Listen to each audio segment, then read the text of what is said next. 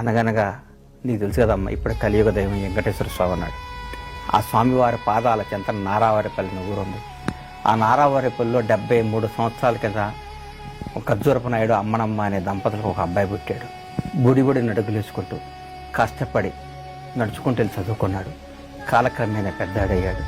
20 ఏళ్లకే రాజకీయాల్లో కాలేజీల్లో వచ్చాడు. 28 ఏళ్లకే ఎమ్మెల్యే అయ్యాడు. 30 ఏళ్లకే రాష్ట్రానికి మంత్రి అయ్యాడు.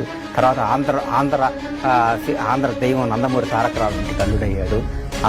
అవసరానికి పార్టీ పగ్గాలు చేపట్టి తెలుగుదేశం పార్టీని ముందుకు నడిపించి ఈ రాష్ట్రాన్ని అద్భుతంగా ప్రఖ్యాతలు గాంచాడు.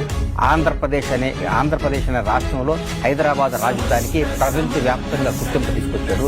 ఎందరో కోట్ల మంది విద్యార్థులకు విద్యాదానం చేయించాడు. సాఫ్ట్వేర్ ఎంప్లాయీని చేశాడు. అద్భుతమైన ప్రగతిపథం చేయించాడమ్మా. ఈ ఔటర్ రింగ్ రోడ్డు, ఈ ఇంటర్నేషనల్ ఎయిర్పోర్టు, ఈ రాజధాని, ఈ బిల్డింగులు, ఈ చరిత్ర మొత్తం శ్రీకారం చుట్టాడమ్మా. ఆ గొప్పవాడు ఇప్పుడు ఎక్కడున్నాడు నాన్న అని అడిగితే ఎక్కడున్నాడమ్మా?